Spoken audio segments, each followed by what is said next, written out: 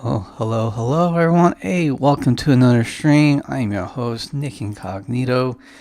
And hey, we're back to Final Fantasy XIV, venturing back in the lands of Azorial. How's everyone doing? I hope you all enjoying this fine day. It's not too bad outside where I'm at.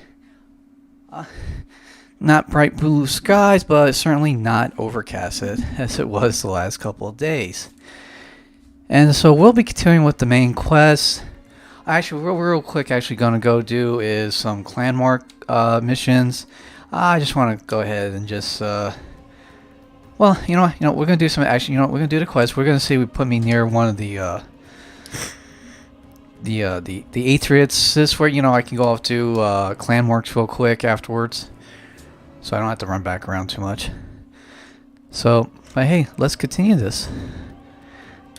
So, and we're just doing some little side notes. Tomorrow, depending on what happens today, I'll probably be streaming probably around 2 o'clock, give or take. Plus or minus is just I'm waiting for this phone call to come in, which could happen during the stream. However, if it doesn't, then I'm going to wait till like about 2 o'clock tomorrow, because around 1 o'clock I'll have to go and do this phone call. See if I got this position at my job. So if I do, great.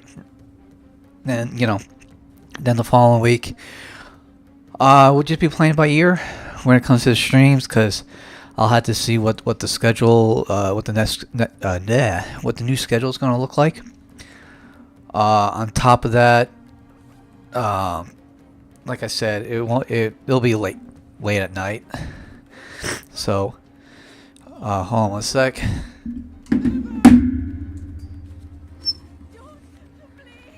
I'm gonna mute.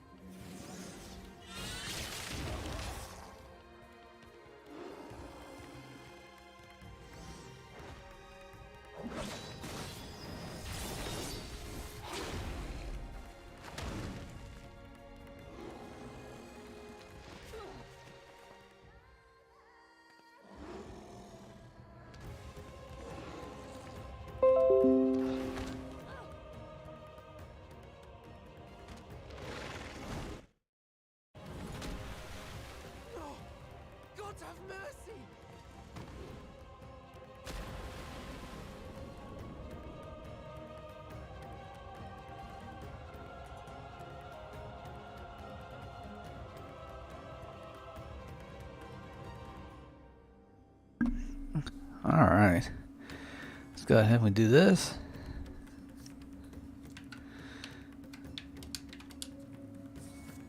Not cool throwing a lady over with her baby. Or, which I assume is a baby.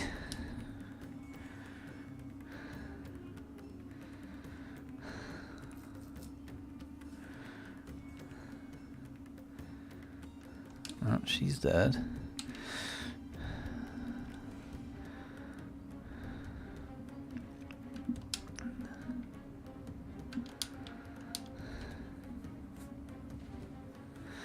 But yeah, so, I mean, at any time during this stream, I could possibly get that phone call. So, if I do, I'll let you know. Let's see, am I gonna go up? Yeah, I'm gonna go up. Like I said, if I do get that phone call, I'll mute. I'll still be playing the game, but I'll have to take that important phone call. But if I don't get that phone call today, then tomorrow, like probably around 1 p.m., I gotta call at the latest. Just see, say, hey, did I get this? Did I not get it? Okay. Alright, I'm gonna have to go this way so I can get upstairs. So, like I said, rather than start a stream and then not hear anything, then then either have to delay the turn off the stream, or while on the stream try to make this phone call. And I really don't want to do that. I rather like you know, if I don't hear by a certain time, just I'll make the phone call. Then after everything's been discussed, then talk, and have the stream afterwards. So.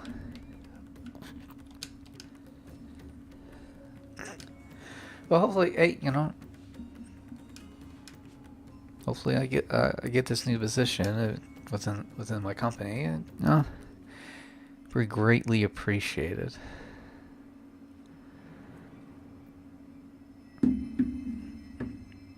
I'll put myself on mute.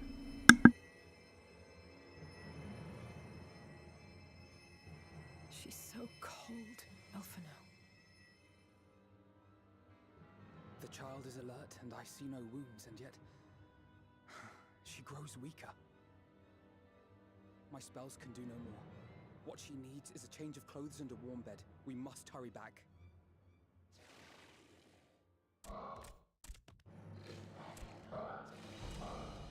Not now! Matsia, take the child.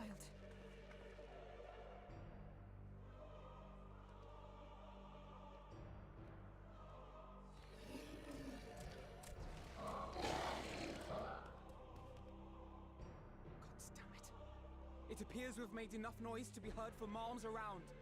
More will be upon us ere long. We make our stand here. Mattia, can you take her back to the village? But the child, all by myself. You can't be serious. The beasts will follow you home unless we stop them here. And so we shall. Be strong, Matsia. Her life is in your hands. Right. I can do it. I know you can. We'll keep them busy, Matsia. Go! Quickly!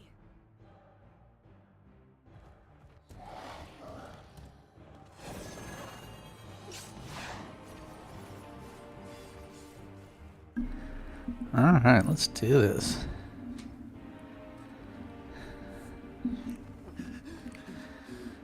He's running. He's running. Steady. You know the way. You got it. You got it. No. Not you too.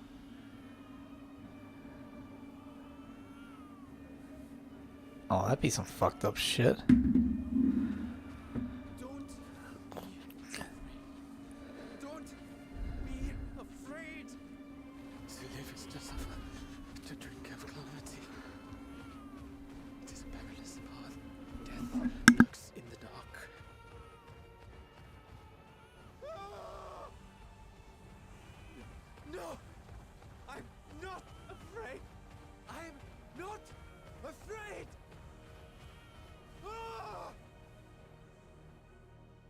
Do not avert your eyes.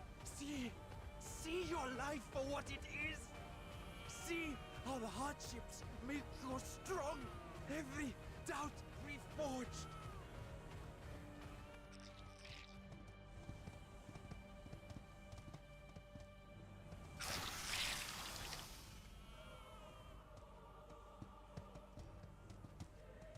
Every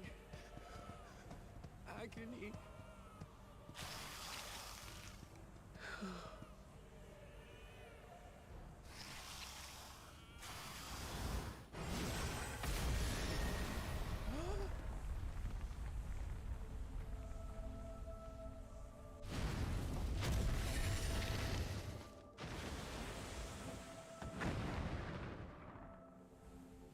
The divinity?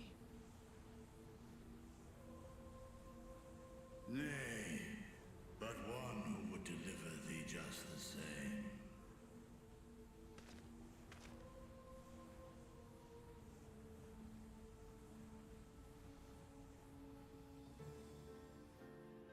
Please. You must save the child. She is all that remains of Mevan and Grasef. Please.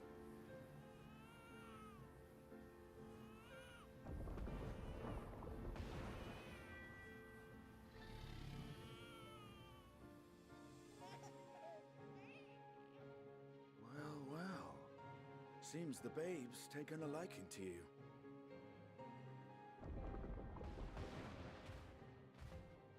Thou art strong, little one. Let us convey thee to thy home.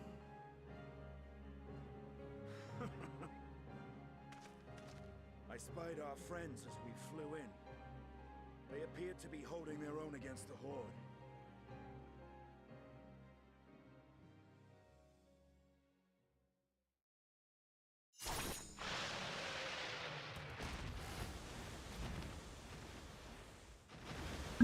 Hell yeah, kick their ass.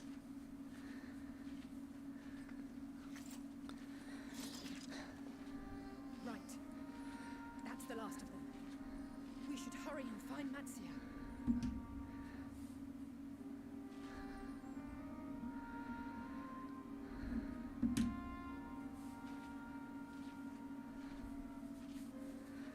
Really? How can you be so sure?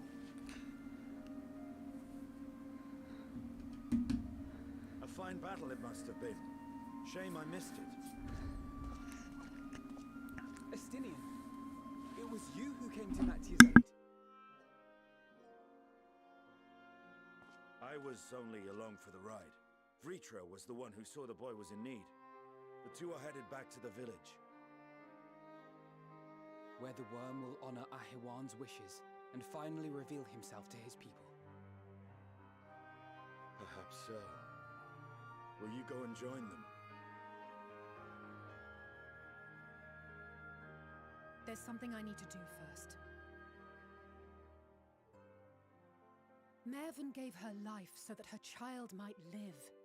She deserves better than to be left to drift alone. She deserves to be laid to rest beside her husband at least. Will you help me?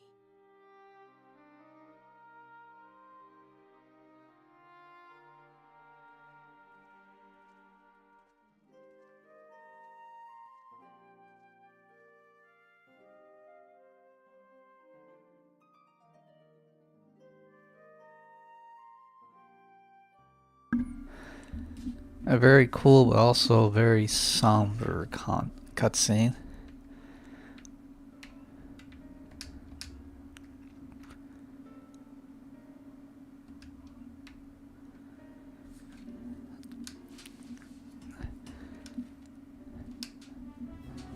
Now, I'm personally glad that they did not show that the baby changed.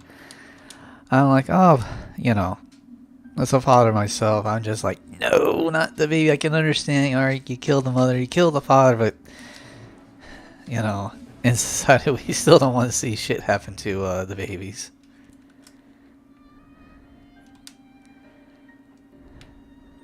Oh, I think I can just transport over there.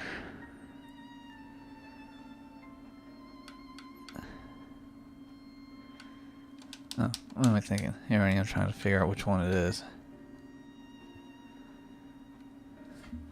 Do it this way, this is easier.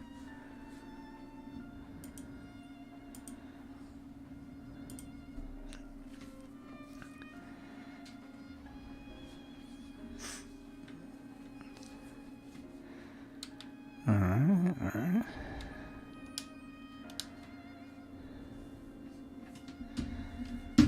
There we go. Oh, I'm gonna mute myself for the cutscene.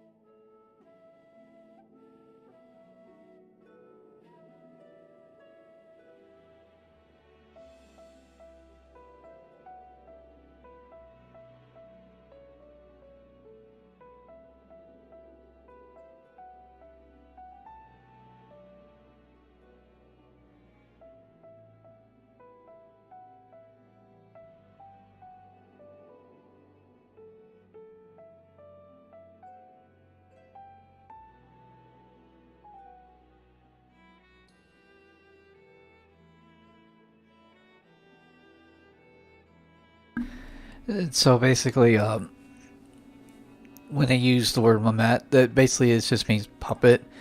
That the boy is nothing more than just an empty vessel, and that Virtua was just controlling this empty vessel. Mind control, whatever you want to call it. At least that's my impression. That's at least that's the way how I'm reading it.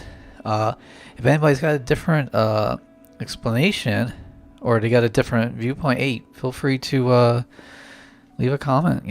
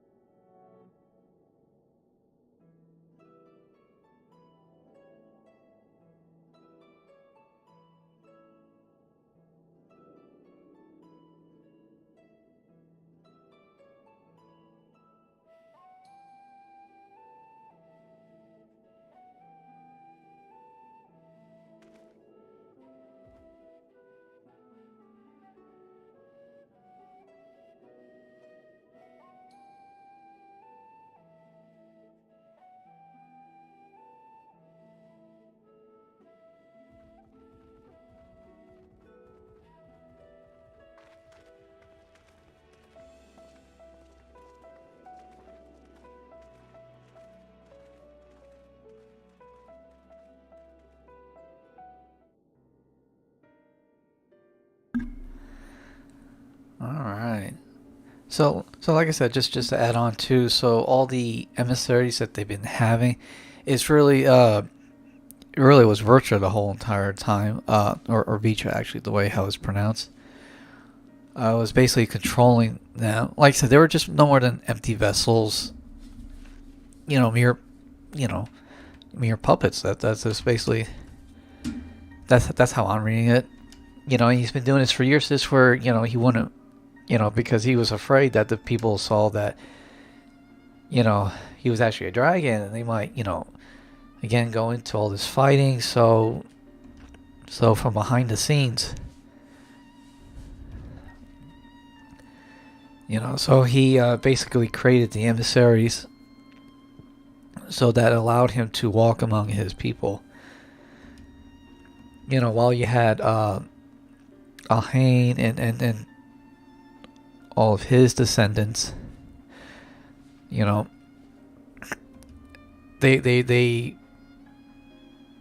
gave the impression that they were on top, that they were, the rulers and such, when exactly it was him.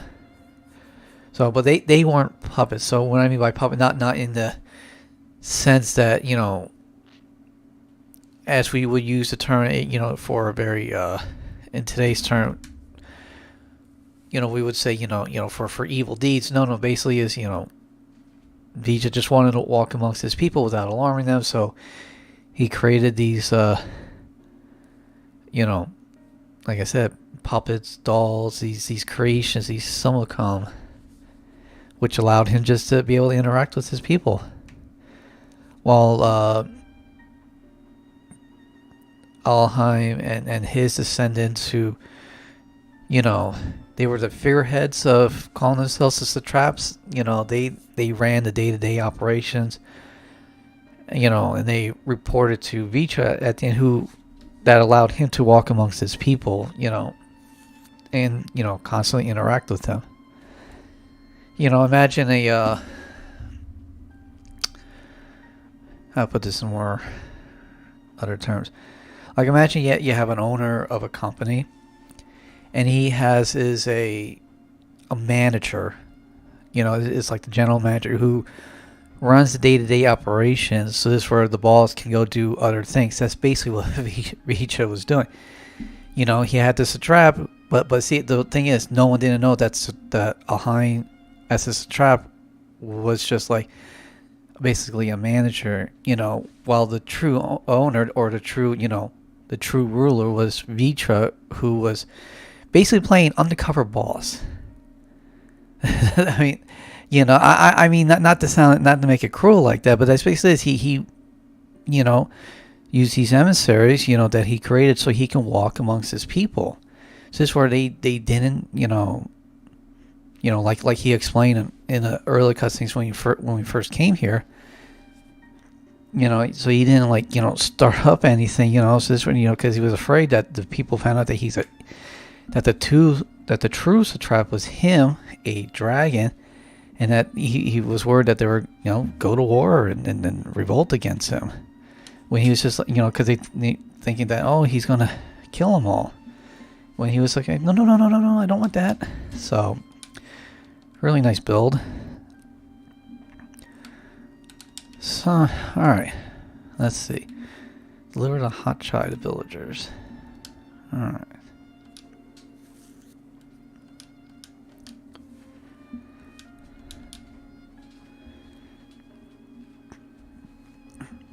And I really do like where the story has gone in terms. Nice building of tension. The idea of putting in the factor that if you get extremely emotional, especially negative, especially when you're taking on the monsters and all such, that it could turn you into a monster as well. Very, very nicely done. Because at any time it creates that it creates that claustrophobic effect where it's just like you can't trust anybody around you type feeling. I mean, you want to trust them, but anytime they get upset and whatnot, as we saw in my last stream, where they beat up back all the monsters, but then here comes it was Mesa, who came in and just was saying all this stuff, and the lady, she got so consumed, so upset that she became a monster. That she turned into one, and that just had a domino effect, because when she became one, all of a sudden other people, all of a sudden they started becoming ones, because they started feeling that anguish, that agony, that desperation. And so it kind of reminds me of the 1980s classic of John Carpenter's The Thing, where everybody around is a good guy, but there is one or more things that infected people, and it was slowly turning. So sometimes it's slowly, sometimes it was rapidly done, But you didn't know who you could trust, because at any time it could turn out that they were the thing. Now, granted, that was more espionage type dealing. If you think about it, is because you don't know until it's too late. Where versus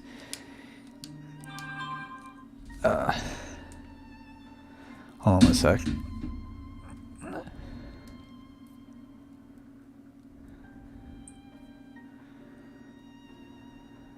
Okay. So, but yeah, John Carpenter's The Thing. It's more like you don't know that the person is deceiving you. Like you got the thing takes over somebody, and you don't know because they copy them so well until it's too late. Sometimes you got to pick up on something like just something that's just out of the ordinary. Like, perfect example, they had the one character guy, and I can't remember his name. He always had the headphones on. Actually, Eddie was the white dude. 'Cause I think there was another black dude who wore headphones as well. But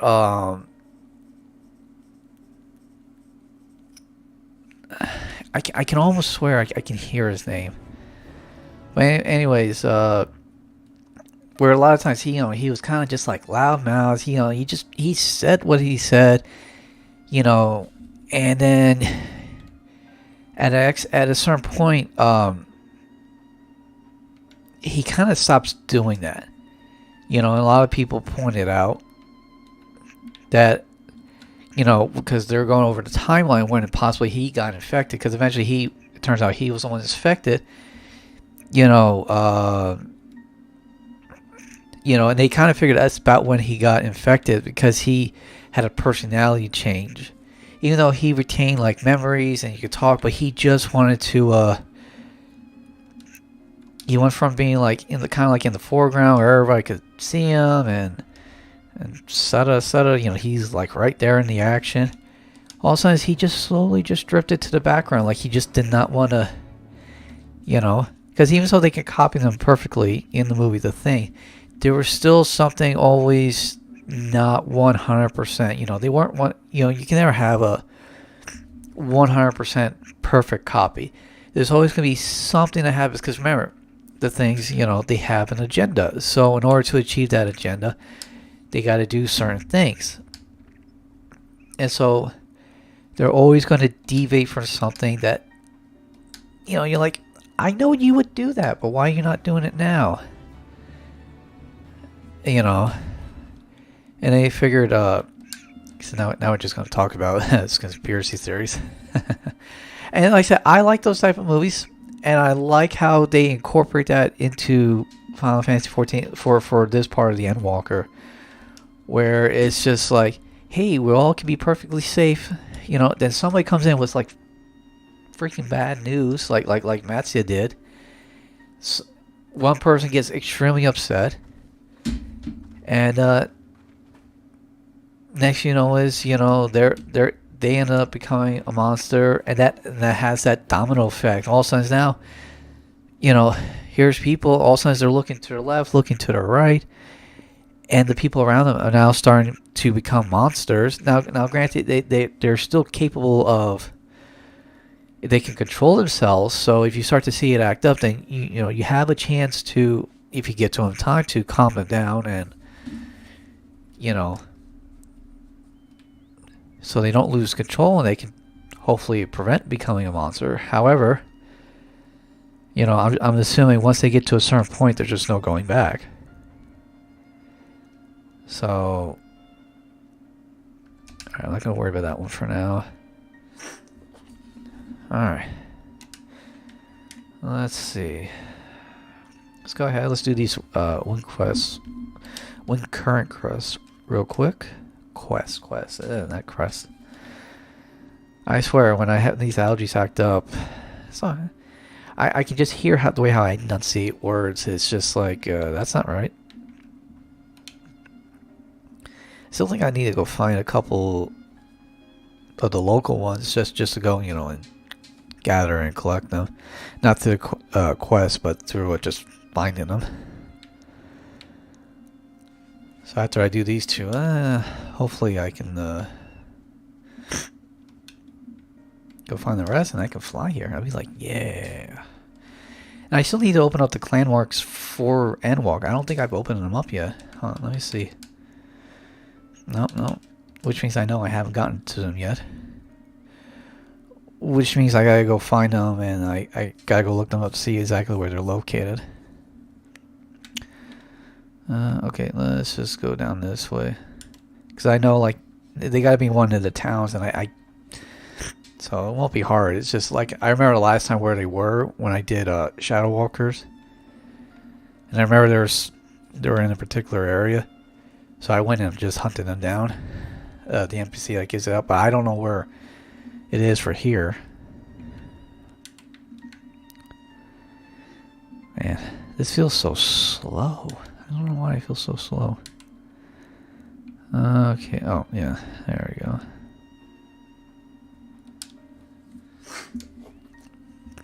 Well, yeah, so speaking about like the thing, so since, if anybody happens to like it, hey, we talk about it, and I feel like talking about it. A really, really good movie, and like I said, I have written stories, and like I said, I'm part of a writers group. Now I haven't put anything out in a while, just because bad things. Hold on a sec.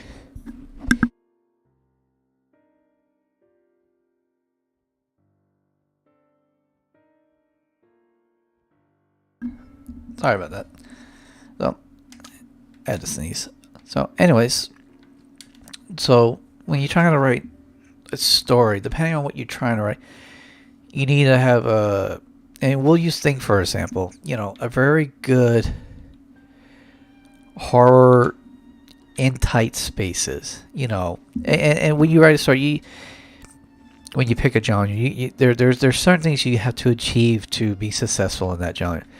Now, obviously, with horror, you know, you got to bring is terror. You got to bring the tension, versus like a love story, like my one friend. She writes romantic eroticas, very much different things. So, and each one has its own. Each genre, I should say, has its own kind of like tempo. You know, what aspects do you bring? You know, now in a romantic erotica, obviously, I don't expect monsters. I don't expect, you know, that kind of horror and all that. Now, even within a romantic erotica, you can still have a little bit of terror, but it depends on what atmosphere you're going for. Okay. You know, you can still have that you know, where, you know, you have a jealous lover or something like this, and it can still have a lot of that tension. Okay, but obviously you're not gonna have a monster in there, like the actual monster, not the figurative term, like you know, such and such. He was, you know, he became the figurehead of what a monster is, you know, because he was killing people and blah blah blah blah blah. You know, two different type of things versus like the Thing, where that the Thing was literally a monster. So anyway, so when you have that aspect, you know, you got to make sure you pick a good what's the word I want to use. When you pick your style, how you want to do it, you know, you gotta attain certain things. Like, I like to write. I like to write some monster fictions. I did one where I took aspects from Van Helsing and Solomon Kane, and created a character where I called Spencer, where he was a vampire hunter. Now, I also took aspects from Blade. So my character had, not only was he human, but he was, you know, he was like half human, half vampire aspects, where, you know, in his case, he had a human mother, and the father was a vampire. Okay.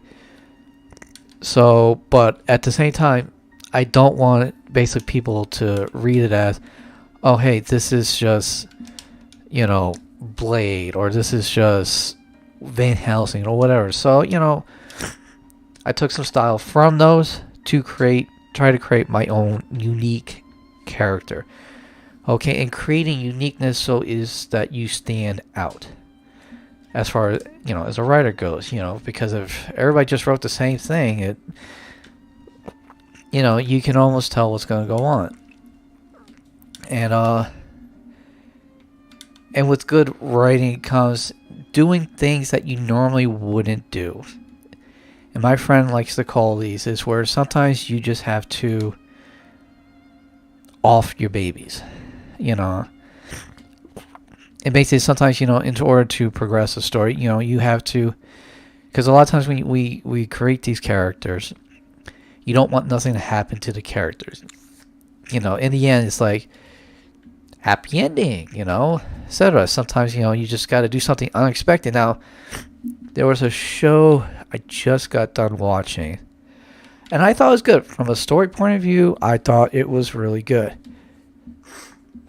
Not perfect. Overall, out of a 10, I think it was a solid 8.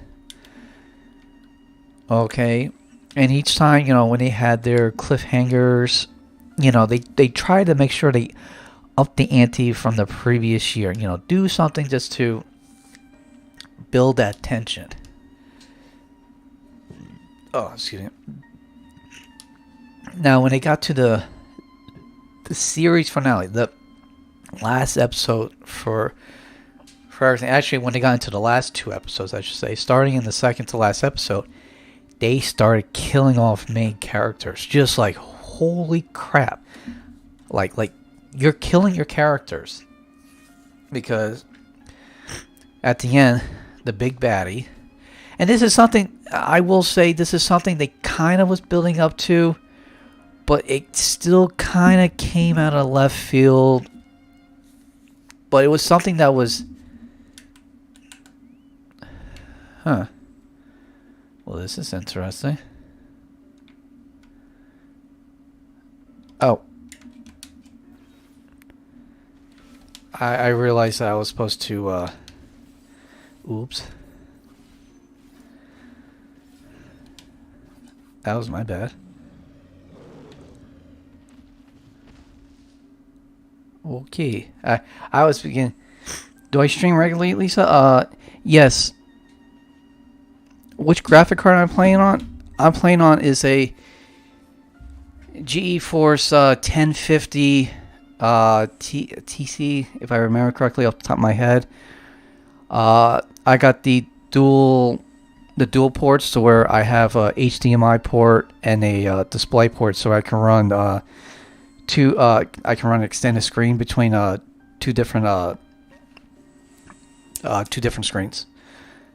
So I got my game on one screen, and I can see the chat and everything right now, and view my stream from the other screen as well. It costs. I got it, I think in the aftermarket. It cost me about $130, and I like it. You know, it does the job for what I need to. Eventually, I plan on getting a new desktop and getting like high-end graphics cards, because I'm trying to learn how to build my own desktop. I've been watching a YouTube channel, YouTube creators called the Toasty Bros, where they do budget builds, PCs. They show you how to install stuff, and then so I'm trying to learn and also do some source materials so I can eventually build my own desktop. Do everything. I would do everything except I think would install the actual Windows. You know, I might actually just end up getting it to where like I get a basic PC. It already has the Windows installed, but then I can just input everything else: the new batteries, new graphics cards, fans, just everything that goes with it. But yes, I do stream regularly, but if I get this new positioning starting on Monday, I'll still be streaming every day, but it'd be for like maybe an hour or two in the evening times. You know, and I'll find that out here by the end of the week if that's going to be starting next week. If not, I'll still be streaming right around this time every week until, you know, I get additional hours from my job.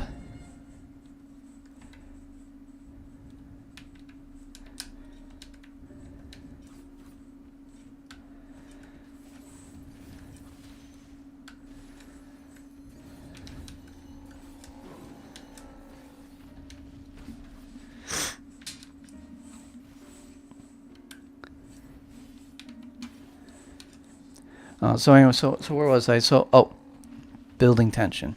Okay. So, anyways, and like I said, Lisa, thanks for the question. Hopefully, that, you know, so if you had any other questions, feel free to put them in. So, where do I go? Oh, I gotta go up here under his wing. Nope. I gotta go right back here.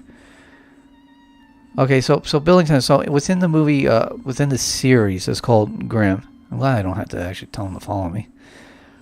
And the series is called Grimm, where at the end, starting the second to last episode, they started killing off all the babies.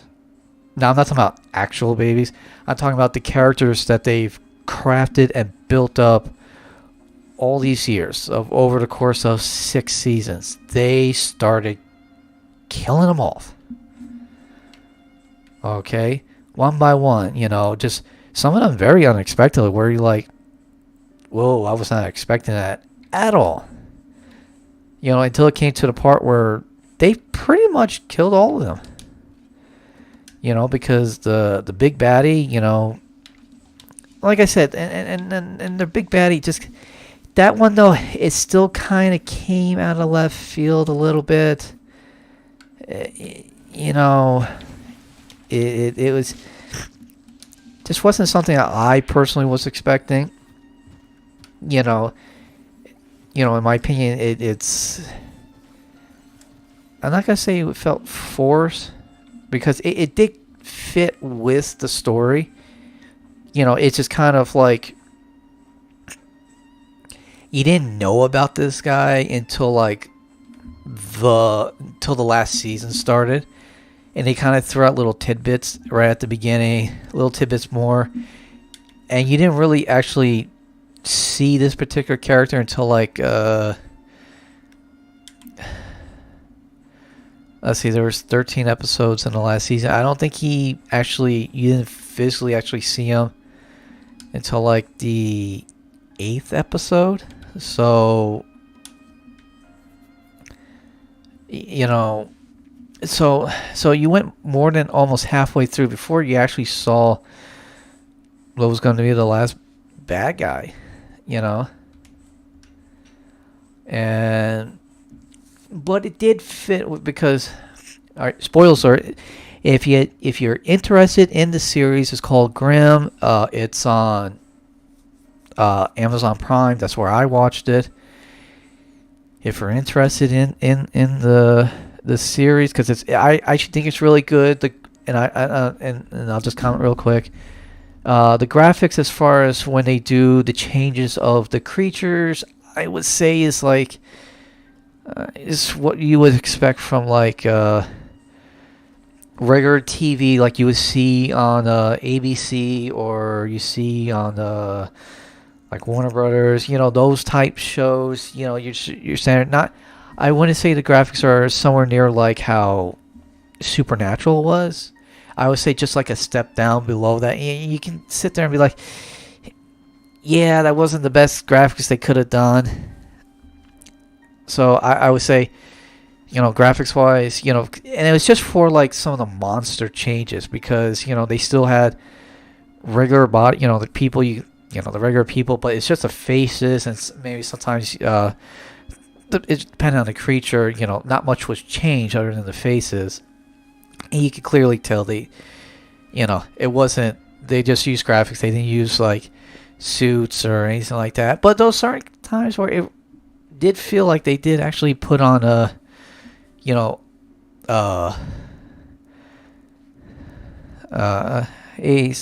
long you're playing Final Fantasy? How long have I been playing altogether? I'm assuming that's what you guys. I've been playing for the last about 4 or 5 months, give or take. But I played before that. I played it years ago when I had a different account. This one, because a friend of mine convinced me to come back to play. And of course, I go to get onto his server, and his server is filled up, so I had to go on to Genova. I think he's on Mitsuka's Summer. I can't pronounce it off the top of my head. So overall, though, on this character, which games do I like to play except Final Fantasy? You're talking about Final Fantasy in general. I mean, I do like all the other Final Fantasy games. I still play on a private server, Final Fantasy 11. But as far as anything outside of Final Fantasy, let's see. I got Rise, Son of Rome. I just picked up that game. I've been playing a little bit. I did one stream on it. Oh, hey, thanks for the follow. I also play Halo. I don't play those as much. I really don't get too much into first-person player games. It's just because when I start spinning around, and after a while, it really messes with my eyes, and I start to get really that sick feeling, like motion sickness. Which is my personal favorite game all time. Oh wow, that is. I got so many. I mean, because I really like his RPG type games, RTS, real-time strategies. man, if I only had to pick one, to be honest, I got one of them. If I had to pick one, ooh, that's a really good question. Honestly, I would have to say it's probably Skyrim. It's one of my favorite games, but I mean there were just so many. I got the Skya, and then I got Heroes of Might and Magic 3 and 7, which I think are really good games. I didn't like Heroes of Might and Magic 5, just something that, but I like the aspects of it. I really like Heroes of Might and Magic 3, but I mean that's a really tough question, to be very honest. That is a really tough question. I could say Skyrim, but it's real hard. And I haven't played Skyrim all that much lately because I've been playing other games. So I mean,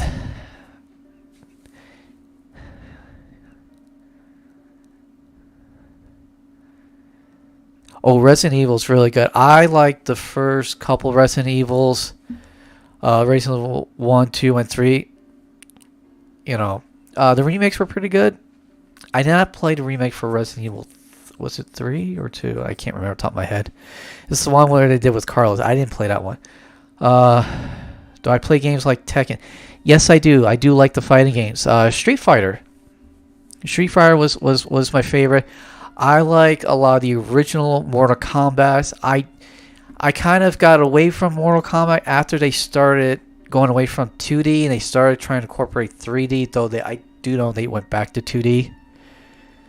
But just straight up, and Tekken, yes, Tekken was really good. One of my favorite characters on Tekken was Brian. I love Brian because he was just a downright beat 'em up brute. Yeah, you can say something as long as it doesn't break the Twitch TOS. I got to put that out there. As long as it doesn't break the Twitch TOS, I don't care what you say. As long as you follow my other two rules as well. Other than that, I don't mind.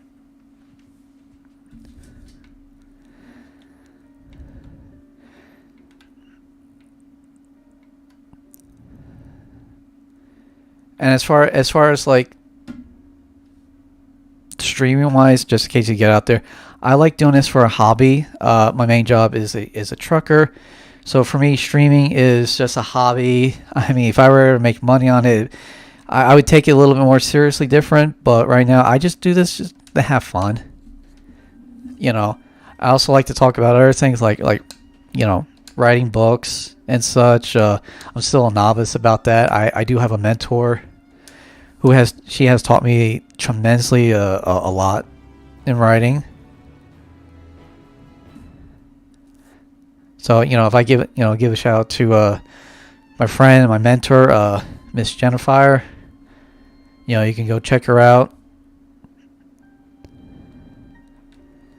She has put out some really good books. Actually, I got one. Well, I don't have it with me because I bought a couple of books for my wife because, like I said, she writes romantic erotica. So, but you can check her out on Amazon at she goes by the persona JL. You can check her out. She wrote the book. I can't remember off the top of my head. Starfire. Actually, let me just real quick. Let me look it up real quick. I just want to make sure I give accurate information. So,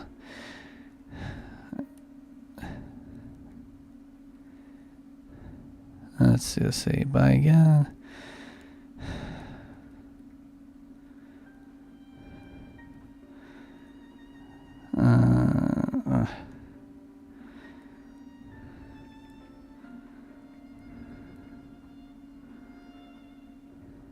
See, does it come up? I'm under buy again. It should just hold on a sec. It's gonna piss me off. Oh, because I'm looking up on the wrong thing.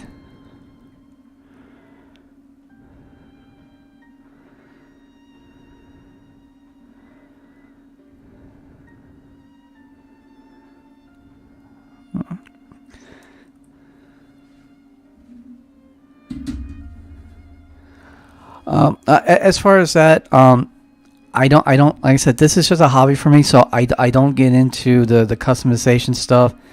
If I do, I prefer to do it on my own. But I do thank you, and I don't mind if you see people on here who are interested. You're more than welcome to promote your stuff.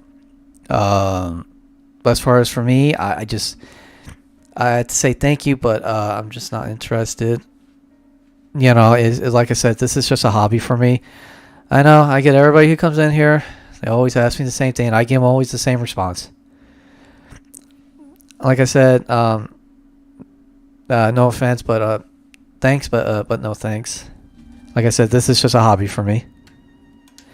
I am here to just have fun and have some nice conversations with people. If this was a business, if I was treating this as a business, it'd probably be a different story.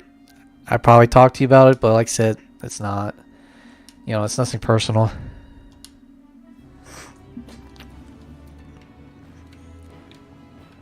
Hey, but who knows? You never know. 6 months from now, could be a different story. Alright. Let's see. Oh, that's not what I want. Alright, let me go start collecting these. Let's see, to the southeast. Oh, so anyway, so we were talking about Grimm. So, spoils alert. Because I don't think I got for it. No. I already gave spoils, and I already started talking about their people who were dying. So, okay, cool. He's not gonna come. Hold on a sec. Let me do this because now. All right, let's see. Is there any more? There has to be more.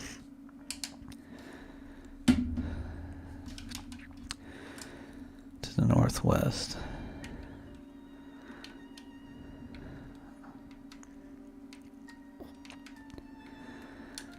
So anyway, so on Grimm, I said so starting the second last episode, they started killing all some of their characters. Okay. Basically this, so when the big baddie, and I wouldn't say he's the big baddie, because like I say, you don't actually not aware, but the way how they incorporated him into the story allowed this one for an exception in my case. Because throughout the story, they're trying to find this because to them the Grimms their lineage traces back to the Crusaders. Okay, and then basically what you have is a behind the scenes royal family. They're referred to as the Royals. Okay, that they've been like a controlling force. Basically, they controlled the world at one point. And basically the people who have this particular gene, that basically they're monsters who.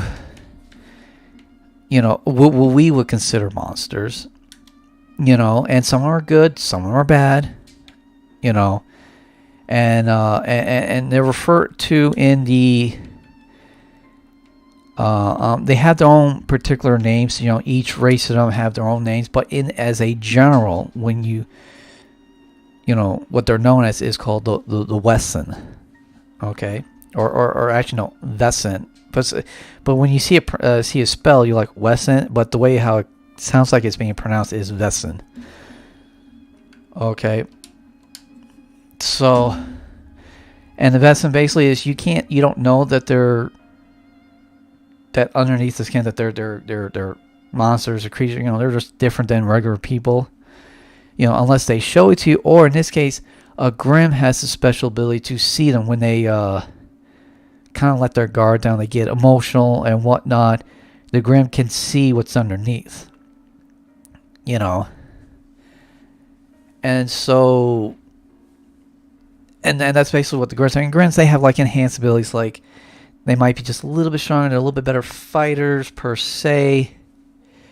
You know, and they have extremely good luck to take down most things, but they're not perfect. But you know, to the West end, to the Vice end, oh my god, you know, they are a threat. You know, so, but in general, the Grimms are the good guys. Generally, the Vesten are kind of like the bad guys. Anyway, so you know,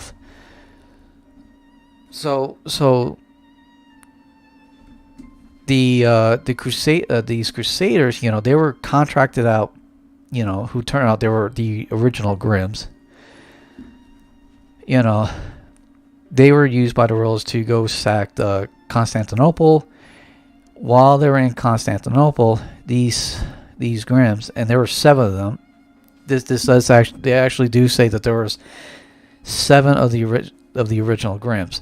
As far as they know, I don't know. I mean, I'm going to assume that they were probably Grimms before that. And I think they said they're finding out there was Grimms like going back thousands of years before that. But however, these particular Grimms are referenced as the originals and all that, because for at least this show, this world and all that, because everything that's happening right now is because of these 7 Grimms. And so they found an object. They found something that they've determined was something that had to be hidden at all costs, had to be protected from anyone. And so throughout the whole show, they are and the way how they introduced the main character was that his name is Nick. Shout out to all the Nicks out there, including myself. And you know, and he's talking with his aunt. You know, because his aunt came to visit him, you know. And southwest. Okay, this way. And so she was explaining that what she is. And he didn't quite understand, you know, but she was kind of a little vague about it too. But then while she was trying to explain this, because they went out for a walk, and she explained to him, she's like, you know, she's dying, etc., etc. You know, and she's trying to explain to him about his heritage. Okay, let's see. To the west. It's up there. Yep. I gotta get up there. Let's see. So I wonder, that might be the last one I gotta do. Hopefully.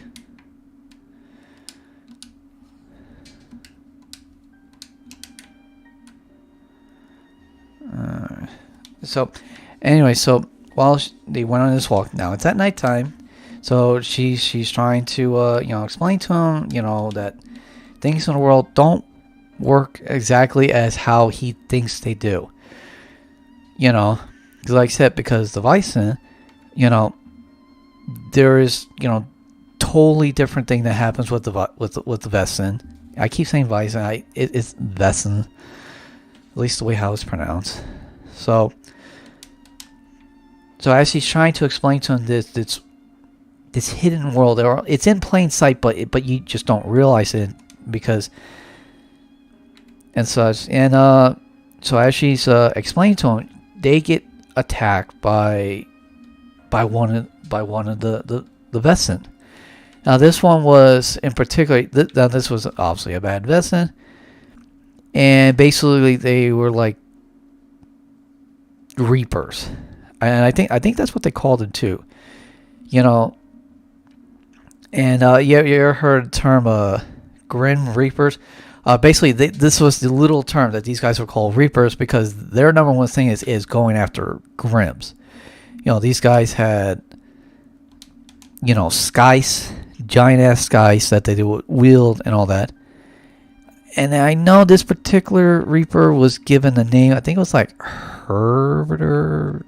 Yeah, well, I'm not even going to try to remember. It started with an H, that's what I remember. And so when it revealed itself, when it revealed its true self, you know, because it's got its human face, you know, that all general people who are not Grims. That's what they see. And then they got their true face, their Vesson face. You know. So this is what he saw, and he was like shocked. He was like freaking out. But he, you know, his aunt was like fighting off this creature. You know, like I said, so basically it's take the body of a man and put the creature's face over top, and that's basically what this is. You know, in other Vesson, they go in a little more details, like, you know, they may have like hair on their arms. You know, but you've never seen one change into an outright, like from head to toe. No, it's usually you know, the extremities and like the face is one thing. But I mean, you do see other ones where you'll see like the torsos on it. But like I said, I've never seen one where it's a fully transformed. You know, it still retains a humanoid shape. You know, it's not like it's a lizard and it goes from human form to a little like lizard or dragon, whichever. And actually, there actually are dragons in here. But like I said, they still retain their human shape, but you can see like they might have scaly face, or they're trying to you know they breathe fire, etc. etc. But anyway, so that's how the series, that's how it actually starts. And during that fight, you know, he that's when he'll explain to him what his lineage is, because the creature didn't reveal itself to him, you know, because like I said, when it goes Vesson, where it decides, yeah, it wants to show everybody that what it really looks like. He actually saw, because his Grim powers activated, you know, and that's not like it's not like when you become a Grim, you know from the time you're a kid. The way it's explained in the show, that at any time it could get activated. You could be 40 years old, never knew you were a Grim, and then one day, boom, you know, you're 40 years old and suddenly now you're a Grim. Your powers initiated. You know, so that's at least that's the way how it came off. That's the way how it is, if I remember correctly, it was explained. Really good show. Like I said, really good show. And so part of, you know, how it started is that she has is a key. And she tells him, you got to protect the key at all cost. And what this key leads to is that, going back to the Crusaders, to the north. Hopefully this might be one of the last ones. Anyway, so when the Crusaders, the 7 Grim Crusaders, found this item, they decide the royals are not getting them. It's too strong. It's too important to just let anybody have. You know, and the royals, they were corrupt and all that. They you know, they were bent on world domination and shit like that. So they weren't good guys either. So, and since there were 7 of them, there were 7 locks, and on these and with those locks obviously came keys. On those keys is, on each one was a section of the map to indicate where this object was hidden. Okay, so, and like I said, you get all 7 keys, you can make up the map. Now, so the character Nick, one of the first Vesson he rounded, because he was looking for a murderer. And at this point, he was still trying to understand what Vesson were. But, you know, he saw this Vesson, he saw him transform. He's like, oh, that must be the guy. You know, because at this point, he's still trying to, and as the show goes, he gets really good actually trying to, at figuring all this out. So, hold on a second. Oh, to the west. Oh boy. Let me see if I can, I'm assuming I can jump up here. Alright, cool. So,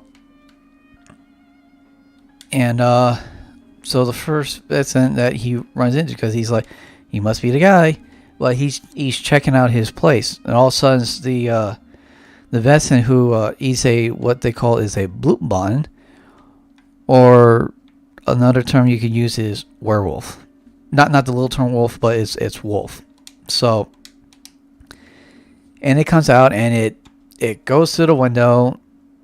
You know, he's getting ready to fight, and the guy was just like, "Chill out, dude. I just wanted to scare the shit out of you." But he's like, "I'm actually kind of a nice guy." You know. And then, you know, even the guy Nick kind of realizes, because he was checking out like the boots, or I forget what the evidence that he had, but it didn't match up with this guy. And then, you know, he kind of freaked out, and he's just like, so Nick asks him what you are, and he explains that, you know, he's a boot mine, he explains what it is. You know, and I think Nick's like, so all vested like you? He said, no, there's dozens, if not hundreds, of different subcategories under the term Vessin. You know, it's each one is its own little minute race. It's kind of like, imagine you have humanity, and then then in the sub menu, then there's like, well, there's Caucasians, there's African American, not African Americans, just Africans in general. You know, Africans, and then you got Asians, and then, you know, et cetera, et cetera, et cetera. Okay. And, you know, put Hispanics in there, and Pacific Asian, as you can see. So basically, there's Vessin, and then there's subcategories, and there's, I lost count. I think I counted like 100 different ones at one point. You know, and even then, I think they said there were still more. You know, and there were still some they said there were extinct and whatnot, and new ones being created every day, because intermingling with each other, giving out these different types. So, but what was the next thing? So, and basically he ended up befriending this Vessin, and this Vessin became good friends. And this Vessin, you know, because of Nick, you know, met another Vessin. That's how, and he ended up falling in love with her. They got married, etc., etc. You know, and so, and this Vessin, his first Vessin friend, when they started getting the key, and then he kind of, when Nick showed him the first key, and it indicated that part of it was part to a larger map. And the guy's looking at it, because the guy, you know, and based, a lot of Vessin takes place, cultural type is based on Germanic terms. So, and as you'll see, you know, a lot of terms using that it's German, basically is so. And he's like, oh, you know, it's a map, and he's just like, you know, he goes, that looks so familiar, just that one little section. He goes, and he's looking at, not that he knows exactly where it is, but he's saying the type of that map, he said, looks so familiar. And so they ended up coming, I think, in the following season, they came across a second key, or something like that. And then it dawned on him, and he's just like, and they start putting it together, and he's like, I know exactly what that is. So he goes and he goes to his books, because of a relative and all that is a cartographer. You know, let's see what it is. That's 902 to the southeast. All right, somewhere in that general direction. It might be still on this side. We'll find out. So, and he said this particular type of topography is only in one place. This type of map was only used for one place. And they find out where this place is. Now, that doesn't mean they know where this item's located. They just know within this map square. It was like a couple hundred square miles. So there's like, that's a lot of places to look, you know. But they actually figured out approximately where it's what region it's located. Let me put it that way. And so later on, as the show goes, you know, it came into their possession. Now, according to the show, the Royals had 4 of the keys. Now, apparently at some point that it turns out that's not true, because at one point, they lost those keys. Because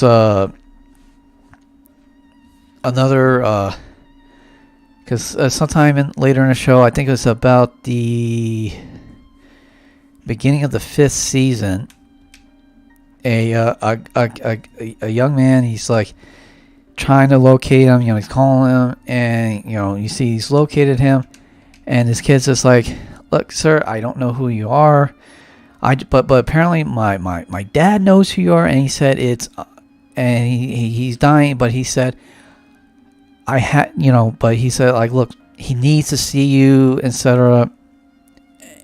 And then he's like, my dad, he's not, because he's dying, he just thinks he's a whack job and all that, but we brought this chest and all. And so, and basically what it turns out is that what they didn't know was that this whole time is that the Royals are hunting down this guy as well. So Nick and company does meet up with this young man, and they do meet the father. And of course, then those guys they're being attacked by Vesson, and then they're like, what do you guys have that the Vesson want? Because these guys are going at you like crazy. Because the father did kill a Vesson, because he was, got into the room, and the father said, well, that's the first time he ever beat one, because the father, I think, came late into it, but it turns out is he inherited certain things from his dad. Now, his grand powers didn't kick in till later, but he did honor his dad's words, was to keep all. But when he became a Grimm, now he understood why his father wanted him. I'm not talking about the young man. I'm talking about the father, that his father. So basically, it turns out is in his dying wishes, he said, "I need to get to the cane. I need to show you my cane." And the guy unfortunately died in the hospital bed right there, as because he was old. And so they took everything back, and they were trying to figure out this chest. And so they open up, but it's like, well, what is it he wanted to show? They were trying to figure out. It's like, yeah, I got these weapons, but and they thought it was great, but I forget how it went on. But then the kid was just like, hey, I understand it, but this is not what my father wanted to show you. There was something else he wanted to show you. And then he's like, wait, he before he passed away, he was trying to go for the cane. He didn't say, I needed my cane to get up. He says, no, bring me the cane. And so that basically is Nick's other friend, just a regular guy, is his partner. So eventually he had to bring his partner in, because his partner started seeing these things, because when they vested out, then now they're showing him what they actually are. He's not a Grimm, but he thought he was going crazy, so he brought him in and explained everything to him so he wouldn't go crazy. And so, but anyway, so he's like, well, wait, he's talking about the cane. He says, like, I remember a lot of these canes used to have like hidden compartments. And so he starts to take it apart, and then he realizes there's something hidden in it, and then he unlocks it, and it falls out, and it turns out it is multiple keys that they've been searching for in themselves, thought to be under the control of the Royals, but it turns out not. So at this point, they have now 4 keys. Then they picked up a 5th one, and so as they're putting it together, Nick's first Vesson friend, he realized what this map is. Well, I already said he knew what the map was, but he's like, they had enough clues, they figured out where the object is.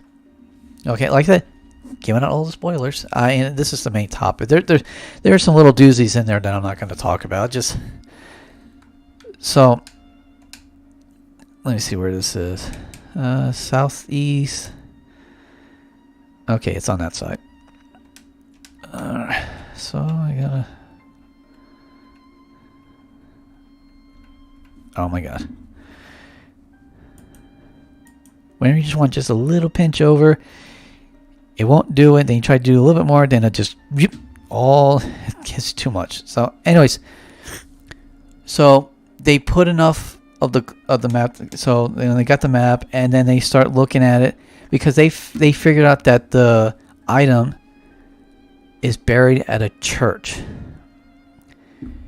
And so, given all the clues, and then given during the history of when the church, so they realized, like, hey, look, these newer churches, no, they don't have to worry about those because those weren't even built by when the Grim Crusaders were around. So they were just looking at it specifically Grim Crusader churches that were built during the Grim Crusaders' times, and they narrowed it down to one. So, and they went to that church, and I think it was in Germany, if I remember correctly. But when they got there, it was explained to them that that church was built like 100 years after, like decades after the Grimms, those particular Grimms would have been living. So they're like, so this is not the right place.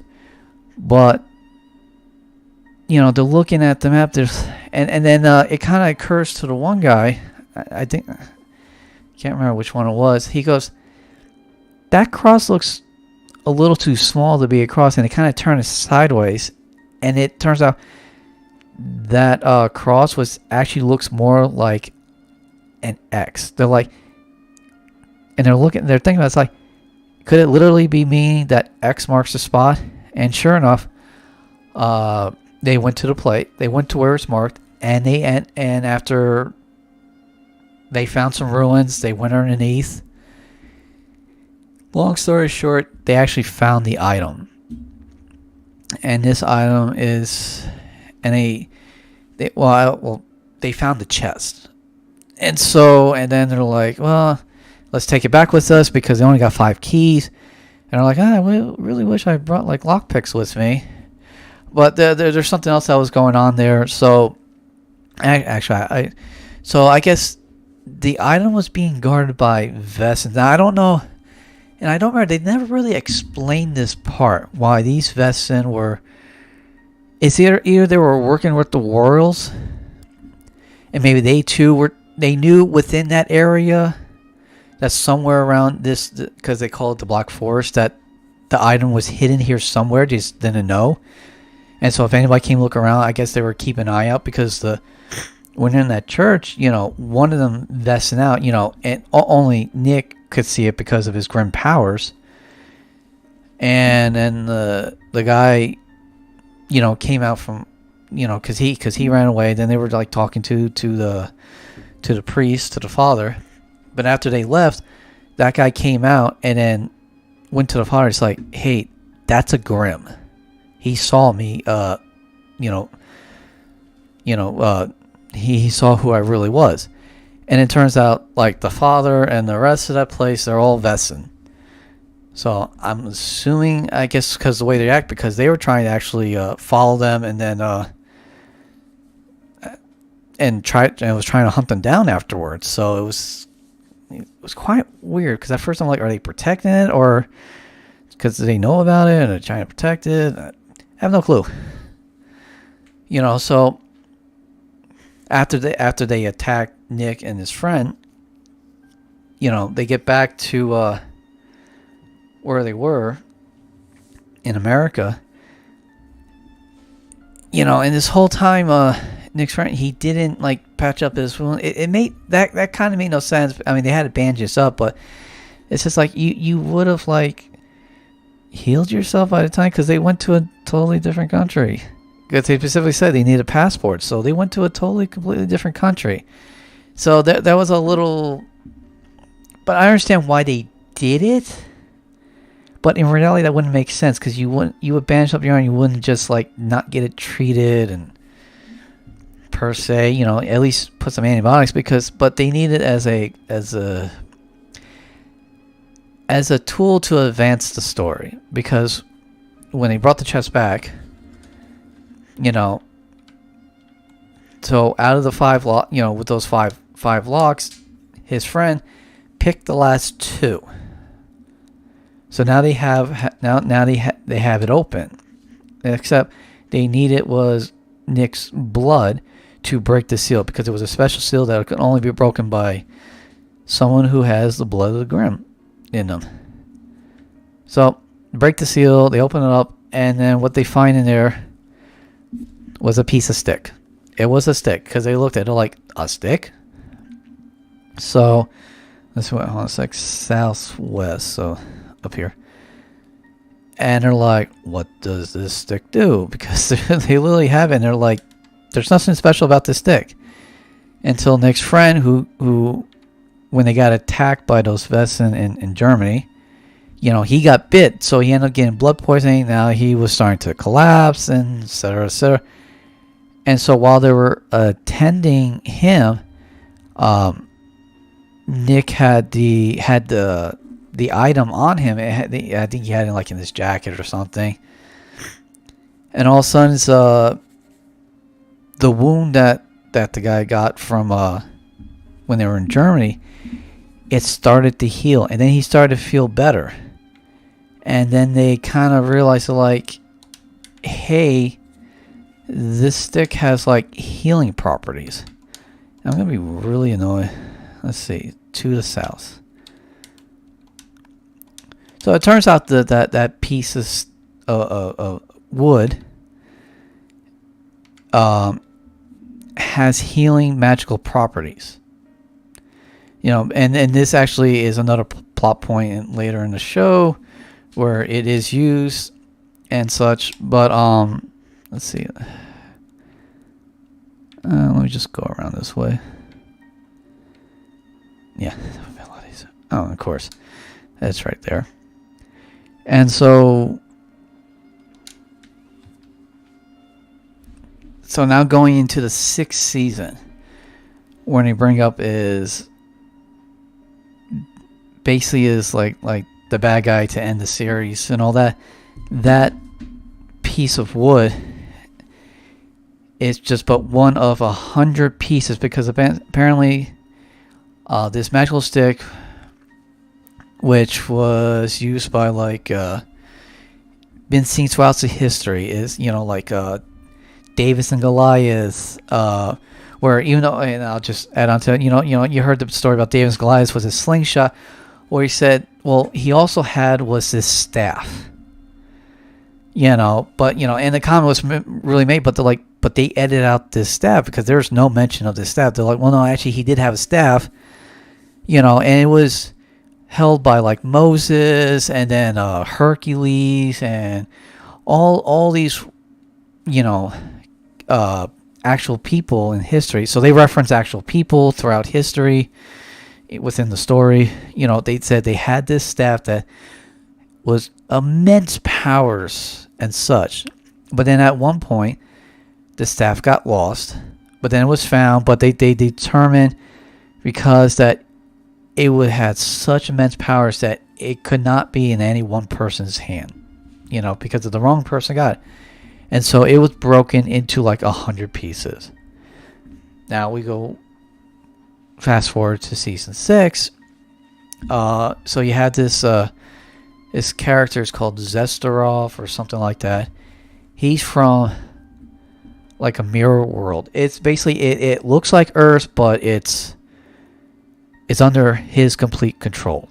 You know, because Vestin are there. They and fully evoke. That's the term that they say. So when they want people to actually see them, they'll just vogue. Okay. And so you have Vestin fully vogue for everybody to see, and they're terrorizing humans. And in this world, technology is like back in like the 1300s or something. I mean, they don't have like weapons of any kind other than like staffs and like you know, stuff that you would see in like the 1300s. Okay, that looked like, you know, their technology level of technological advancement. And so basically, as Zasarov, he has the staff. He collected the pieces. I mean, he's really strong by himself, but with the staff, he's even immensely stronger. And he needed was the last piece to make the staff fully completed, to fully power, you know, bring it to his fullest powers. And so basically, as he can go ahead and go forth and conquer everything literally within his that he can see.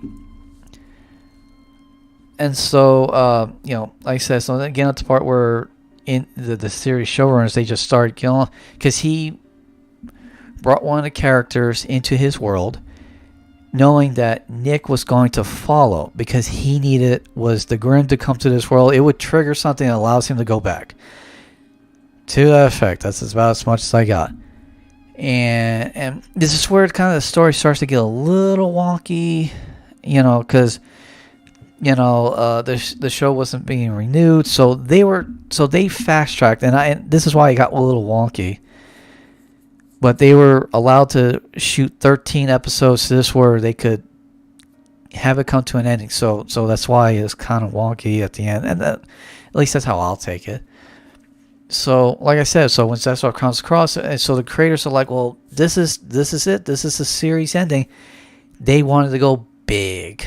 They wanted to go, so they start killing off the characters, one by one, under the premise that Zesrov was promising Nick, because for some reason Zesrov couldn't take that object from him. He had to give it up willingly. So he killed off everybody. And I was trying to, so I kind of thought maybe this all was an illusion, because I'm like, he could have killed Nick whenever he wanted to and just grabbed the goddamn stick to the piece of his staff, the last piece of the staff, to make it whole. But for some obscure reason, he can only collect it if Nick willingly gave it up to him. So he killed everybody. He killed everyone that he loved. I mean, everyone. And then too, at this point, Nick has a son with one of the other characters. That's a long story on its own. But that woman also has a child with another character. Again, that's a long story on its own. So Nick has his son plus his son's half sister. Okay, and so Zesrov was going to take his children, kill off everybody except for him. But then he's like, if you give me that piece to complete my staff, I will give you back everyone. And so it was really good. They, it was very unexpected when people who were like, this guy was just on a freaking rampage. He just wiped them all out. But then, in the end, something else happens. The showrunners brought back, certain characters. It was all in Nick's mind, and he figures out how to beat Zesrov, power of the Grimm. Again, it was wonky, but I understand that they were pressed for time. And then as Zesrov's body disappeared, it went back to its world, and somehow everything reverberated back to when they first came back. But instead of this time Zesrov following him, Zesrov didn't follow them, and his son's half sister, who is an extremely powerful Vessin herself. Because the mother is a Hexen beast and the father is half Hexen beast, half royal. Again, that's a very long story. So she's immensely powerful, and she's just like, I don't feel him coming. He's not here. He's gone. And so basically, they killed everybody off. And then when Nick defeated Zesrov, like time flashback and all that, and instead of it going the way how it started off in the beginning when they first came to Glass and Zesrov followed them from the mirror world, because I think they refer to it as the mirror world. He didn't follow this time because he was gone. So somehow time reset itself, but without him. And so he got everybody back. And nobody knows what happened. As far as they're concerned, he went into the mirror world and he brought back the other character, his other friend back, who was his ex-girlfriend. Long story. Okay. And so it's like the battle with Zesrov didn't happen, but except the girl possessed this other sense that she knew something had happened, but she goes next. She's like, he's gone. He's not coming back. So happy ending. Everybody's alive. you know, and the bad guy's gone. You know, like I said, it sounds kind of wonky, and I'm probably not explaining it to the best ability. But overall, out of a 10, 1 out of 10, I give it an 8. You know, again, because of the wonkiness at the end, it really kind of shot it down a little bit. Again, I'm not going to hit it too hard because shortened season. You know, I'm just glad they were able to finish it. You know, because a lot of shows that I've seen where it's like, oh, this is really good, and I like to bring some closure, and then they get cut off, you know? And so I think I want to talk about really a lot is in terms of like streaming, you know, my favorite games. You know, I also want to give like reviews on particular on shows and all that. And I think I'm going to start doing it. I think I'll start researching a lot of shows that I've watched, you know, and give my, you know, my opinion, I guess you can say, of it. And and it's like, hey, should you watch this or not? And like I said, if you like kind of like supernatural, I think you would like Grimm. I think overall it's a good show. Again, it's not perfect, but Southwest. Oh, I went totally past it. But I think, like I said, in my opinion, 8 out of 10. What brings it down is our song. Like I said, the wonkiness with the way how they closed it. Again, I can excuse that a little bit. And also the graphics that were shown at the end. It looked like they were doing more practical effects, because Zestorf looked like it was a full practical effect. It didn't look like it. They used graphics. It looked a whole lot better, and all. But a lot of it in the beginning, you'll see the graphics aren't really the grass. But I love the storylines. Some of it got a little twisted. I saw where they're going with it, and they were trying to make sure they gave the reasons behind it. Some of the characters didn't fit in quite well until they did certain things, but then it's just like, like I said, 8 out of 10 for the series Grimm. I recommend you go check it out. If you got Amazon Prime, hey, go check it out. I think in my next stream, we'll talk. Like I said, I love doing writing. I love talking about this stuff.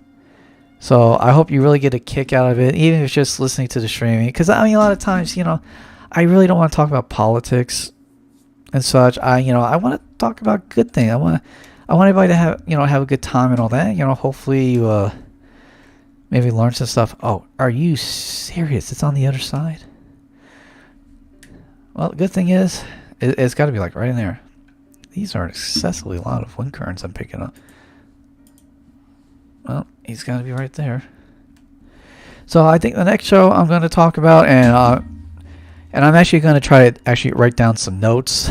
so this is a little bit more, because right now I just did a quick little review of Grimm, right off the cuff, just because. But the next one I'm going to do, hopefully I can get some notes on it, is going to be the series Eureka. Again, really good series. I loved it. Again, they too, I thought they're going to go strong, but it got canceled. But they were allowed to finish the series, so they gave it a proper closing. So I'm happy about that. Now let's see. Do I have any more? Holy shit! How many are there? West. Okay, so I'm gonna. Okay. It's just so much easier just to go like this. And so it's one of those two where I'm glad they able to finish it overall. But I'll explain. I'll talk about Eureka. Tomorrow, and like I said. Really like that show. I think the one actress, she is just absolutely gorgeous. and she's in good shape. She really is. So, well, anyways, hey, let's get we're gonna do a little bit more of this, and I'm gonna be wrapping up soon. Let's see, we're going on almost 2 hours now, so I'm gonna do a little bit more. Gonna keep up on doing this, so we'll see how much more go. Let's see, to the west, to the west. Let's go past the big giant turtle. So I am going to try to get this last wind current. Oh, hopefully this is the last wind current. Every time I think it's the last one, it's like, nope. Now, like I said, I'm going to try to structure the reviews a whole lot better, because I did kind of jumble them up, and I was kind of like all over the place. Oh, yes. Guess what I can do? I can fly. Awesome. Yay, finally. Holy cow. I'm gonna mute for just a minute.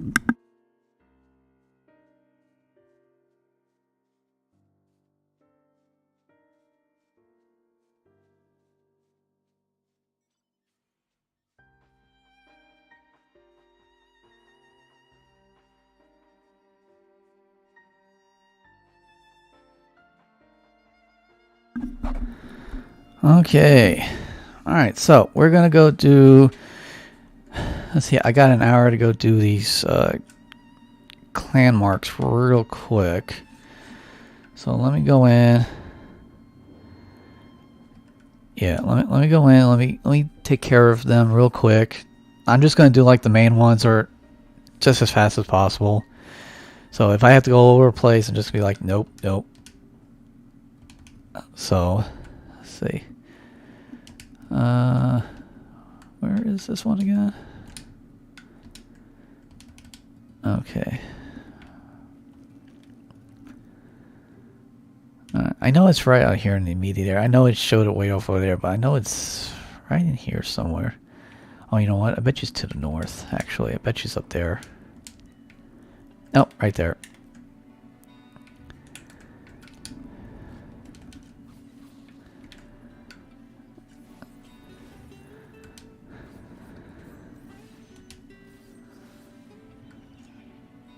I think it was just one. Yeah, that's all I needed. Was just one. Alright. Let's go to the next place. I haven't done these in a while. Like I said, I've only been playing Final Fantasy 14 now when I'm just doing the streaming. Because I've devoted a lot of time now into Final Fantasy 11, so, and I've just been loving it. I just love it. And it's just amazing. I will say one of my favorites. This area has one of my favorite songs, and I'm just gonna, you hear that? It's kind of, I don't even know what type of. Yeah, I'm just gonna stop talking for a minute. You'll hear what I mean.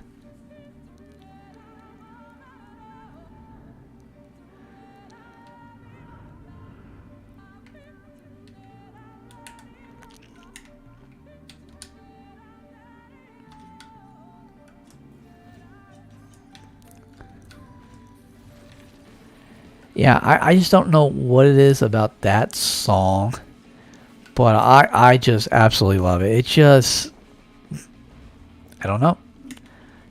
I think whoever sings that song has just an absolute lovely voice.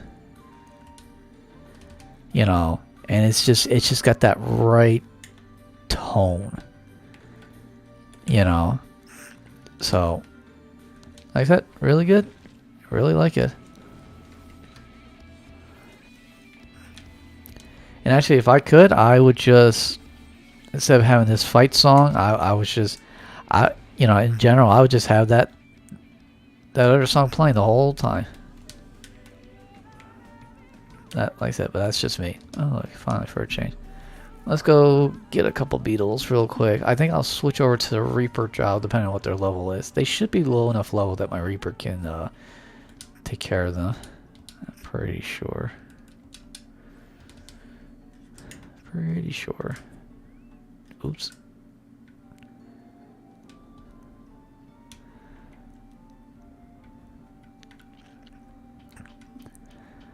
Alright. I know there's one right there. There we go.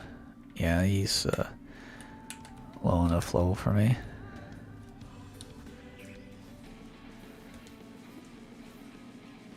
Okay.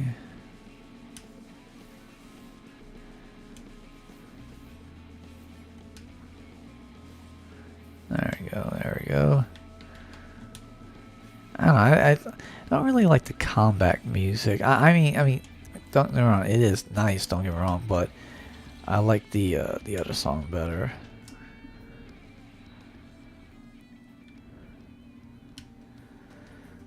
Alright.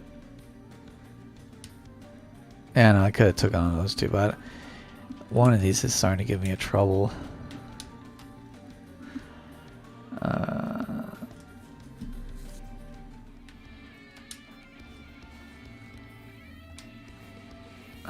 There we go. Let's do this. Oh, I missed. God damn it.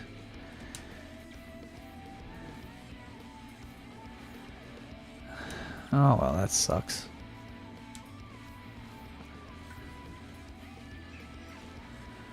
Alright, that's done. On to the next one. Avante! Yeah, I'll probably do is finish up these clan marks real quick. You know, I might even go delve into the Stormblood areas real quick. And then you know, I might call the stream there. But I don't know. I haven't decided yet per se. Though I'm pretty close to deciding what I want to do. You know, I'll go ahead and I'll, you know, the moss is what I'm going to go ahead and target. If I come across anything else, I'll go ahead again, but I'm not going to go out of my way because, you know,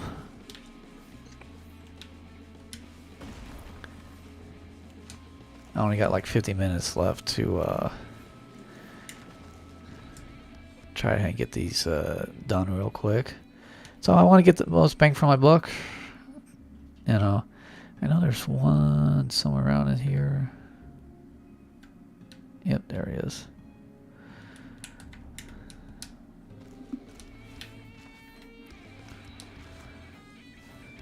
Alright, that's cool.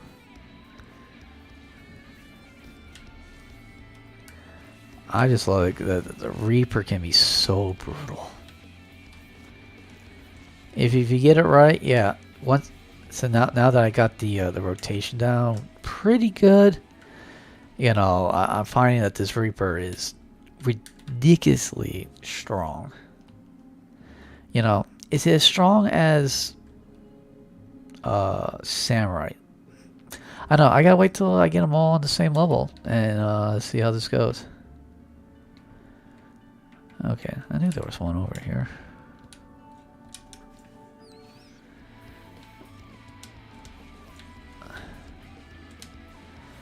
You know, and for me, you know, I find, you know, it's just get Reaper up to 100 before you start doing the special moves, because then you gain access to the higher tiers then, and then so the damage over time is very much worth it. You know, I'll show you here. Oh. Sorry, I don't need it. Want to know. On to the mothflies. Actually, I think Hawker's over here too, so might be able to get these as well.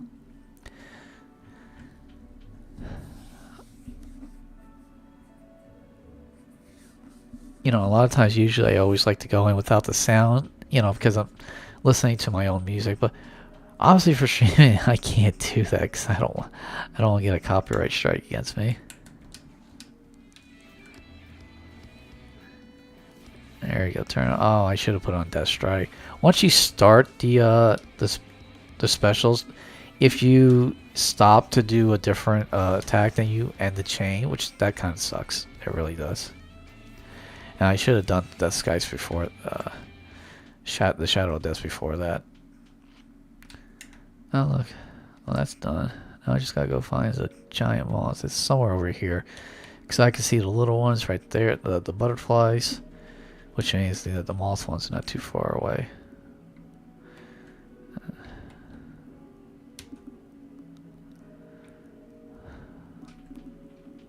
Come on, come on. I know you're around here somewhere. There you are.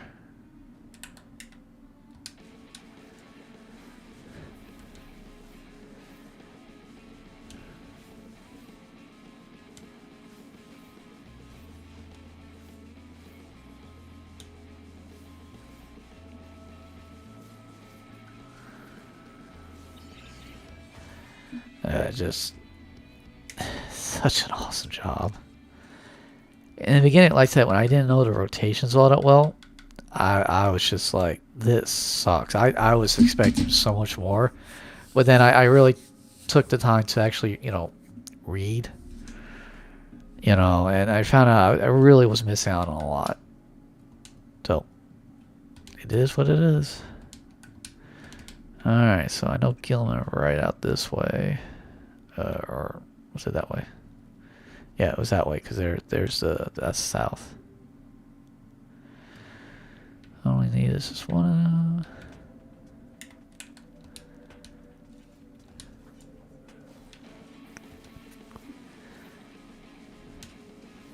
Awesome, awesome.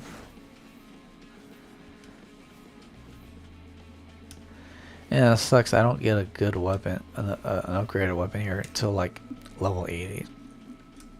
That really sucks. I was looking at all the future ones. It's just like there was one I could get. It was like 300,000. It was like for 300,000, get an extra base damage. I'm just like, no. And it was that was like a level 77. Ooh. Excuse me. Yeah, it was something like it was like level 77. I'm just like, or I can just wait like 3 more levels and I'll get my level 80 weapon and I'll have like 12 more base damage.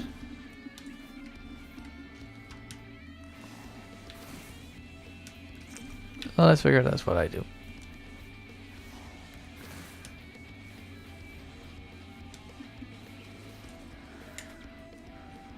Oh, I kill one more.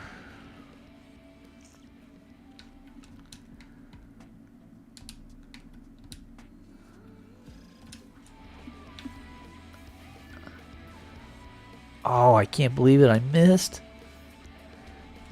Go F yourself, dude. Yeah. Hey, thanks for not missing on these, but the one I wanted to hit on, it doesn't. Man. Oh well. Oh well. I don't know. I feel tired, and I don't know why. No, I was standing up for the most part for the last 2 hours, so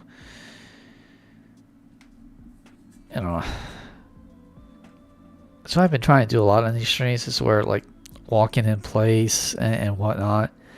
So this is where like I get the exercise because I'm 40 years old, and I gotta keep I gotta get back in shape. It'd be a benefit not only to myself but for my wife, especially my wife, but especially for like my daughters, especially because now they're getting older and they're gonna be getting so much trouble. I can just see it coming.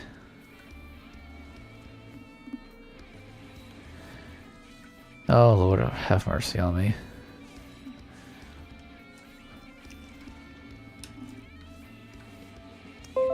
Yeah, but I can't wait till I can get a better weapon. It'll go by so much easier.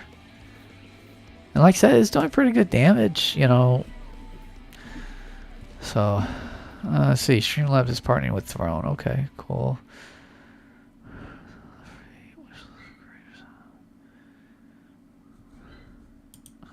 Okay. I'll have to check that out later. Alright. Alright, on to the next area. Just two more.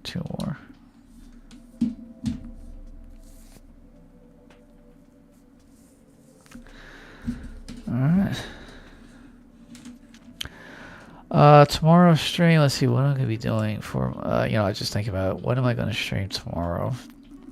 Let's see. I think I'm going to do Final Fantasy 11. It's like I said, I just been absolutely loving that game. And I just all the neat little stuff. I say it's not a guarantee I'll do it, but I want to make sure I do better than I did yesterday, where, you know, I started doing some of the quests, but then for some reason the quests were like not working properly. Then I got a little annoyed and I ended up leveling the whole time. So I want to get some actual like quests done on that. You know, I think it'd be good. You know, because, you know, other than just showing people where you can level, okay. For the most part, I got my areas where I want to level set up. I mean, I might try little different places here and there, but for the most part, oh, I just realized this guy's level 78. Ooh.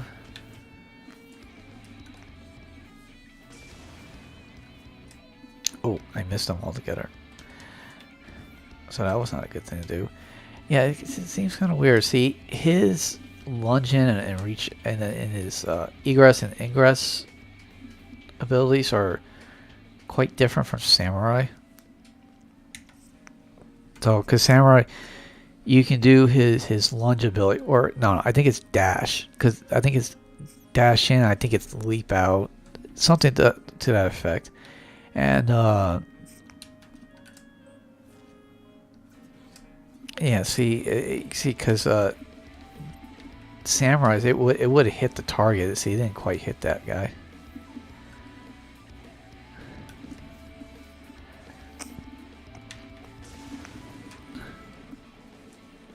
That does good damage. Good damage. This one I am hitting a lot better. Oh.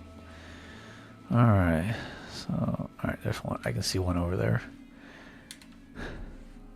Well, yeah, I've been liking the Reaper job, and so it is definitely gonna be the next one. I take the 90. Now that I've taken Samurai to 90, though, I need to go ahead and upgrade the gear for Samurai, because clearly he you know, he's at this age. I did get him the. He does have the best possible weapon I can get him on from the market, and granted, you know, now I can grind like, you know, no, actually I can't grind yet, but I was saying is I could grind end gear game if I wanted to, but I'm not really going to. I'm gonna, not for Samurai, you know, I'll leave it for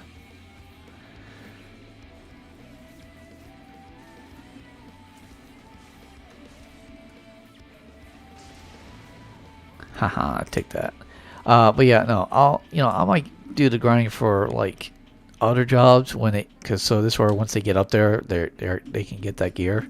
Because usually if you get the end game gear for each 10 levels, which means you can go the next 10 levels with that gear until you get the next section. So if you get the best gear that's at level 60, that gear should last you to level 70. Then if you get all the good gear for level 70, I'm talking about the end game stuff that's for that particular, because like the Stormblood goes up to 70.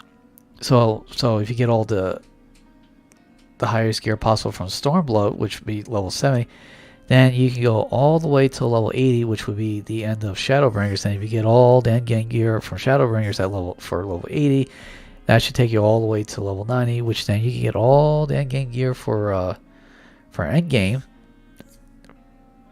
for Endwalker. Oh, I was about to say for Endwalker, and that should last you until you get to level 100, which is going to be the new expansion that comes out in June. So at least that's the way it is. So you don't really have to do anything in the middle, and usually in the middle is for people who don't have the best gear from the previous expansion, so now they got to have these filler things in. Usually you get one or two things, and that should last you. That's just my experience. Alright, I'm not worried about that. Let's go ahead. Let's go to Fort Job.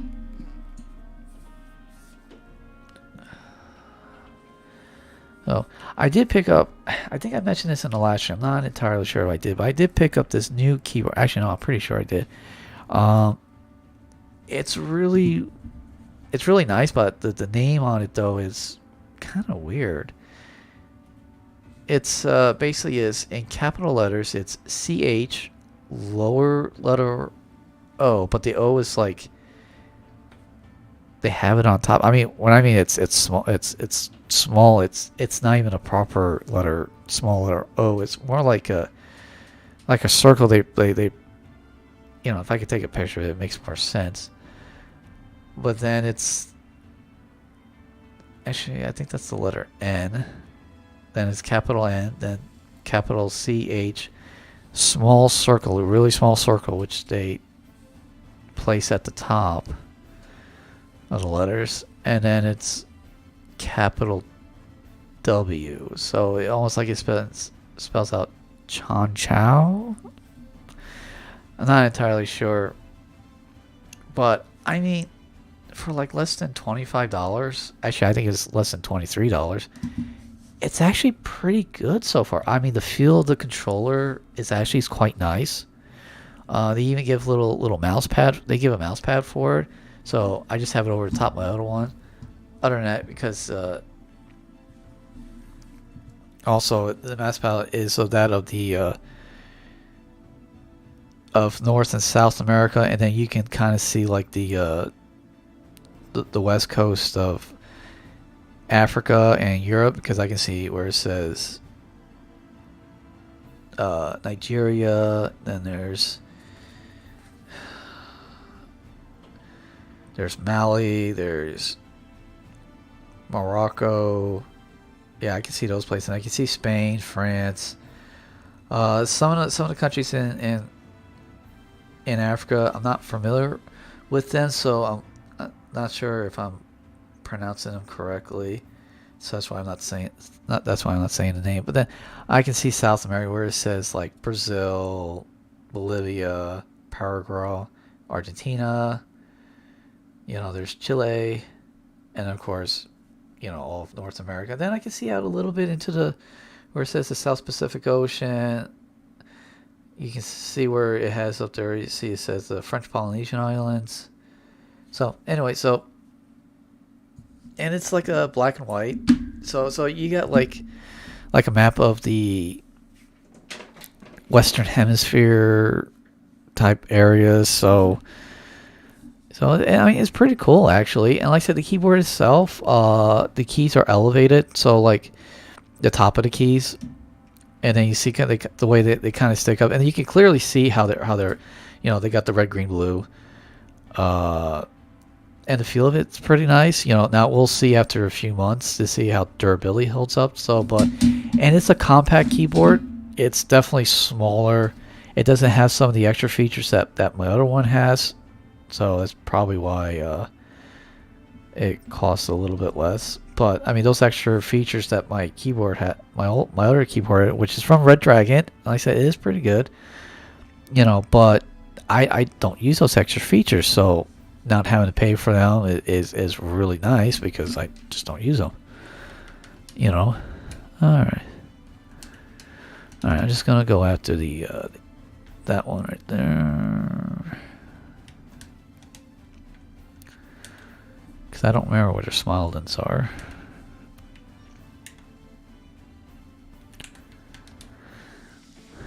Alright, I'll go and...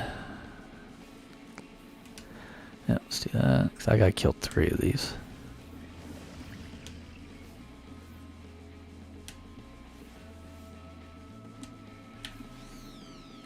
Oh. Alright. Alright, there we go.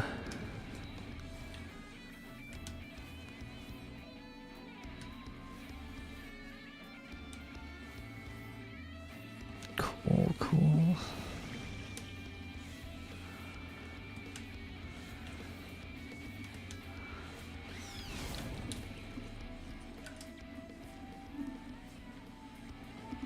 awesome. Now let's see what we can really do here. Oh, that's gonna hurt. That's gonna hurt.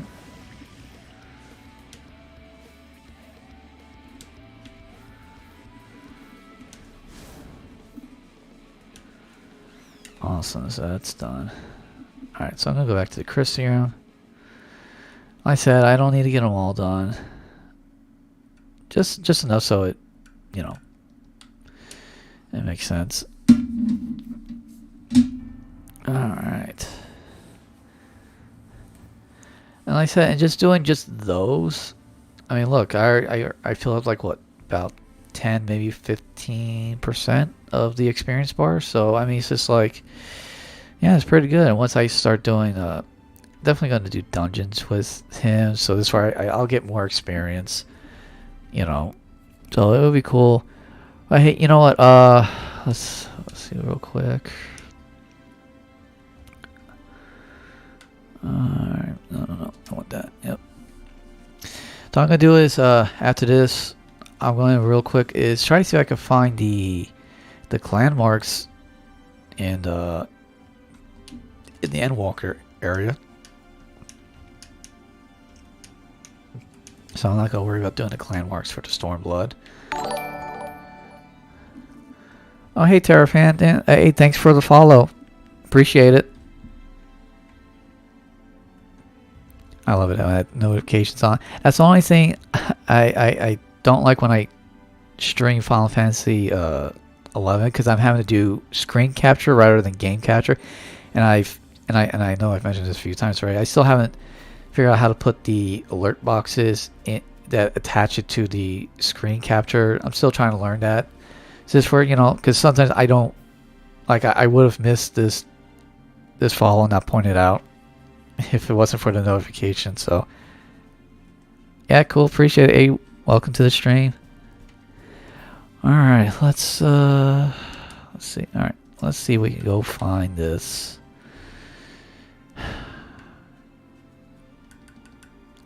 I'm thinking it's gotta be an old Charlene. Actually, real quick, let me see if I can find. Let me look it up real quick. Let me. Final Fantasy 14 NPC for Clan Mark and Walker. Let's see. Where to? Oh, here we go. Let's see. Oh,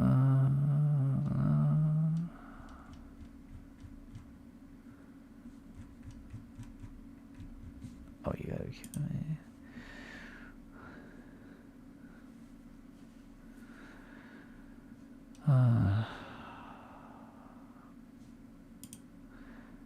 Yeah, just give me 1 second. I'm just trying to figure out. It's like it's trying to give me guides. Like I don't need guides. I just want someone to say, "Hey, this NPC is the one you got to go talk to."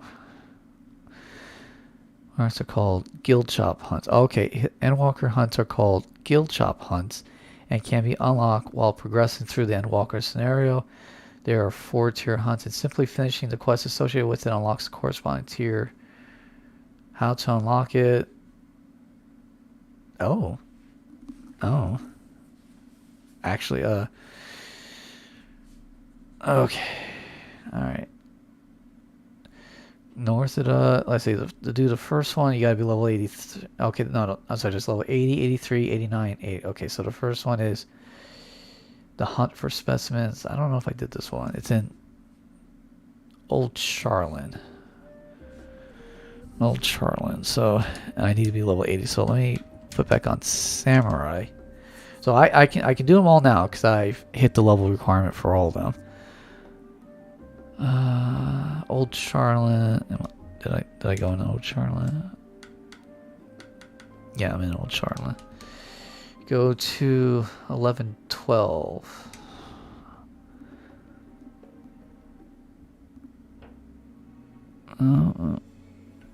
Oh, it's this one. This is the one I kept skipping that whole time. This is the one I gotta go do.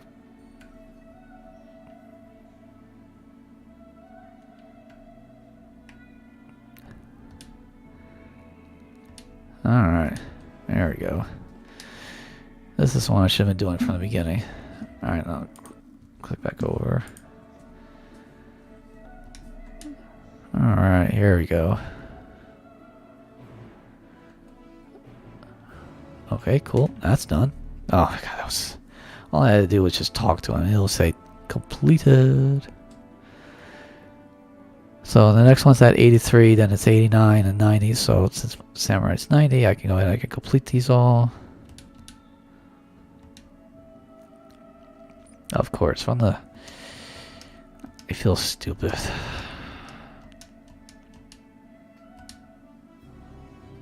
Oh, well. Yay.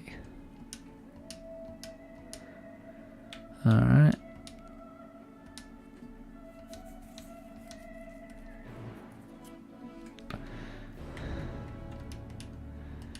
Cool, these gonna be nothing more than just...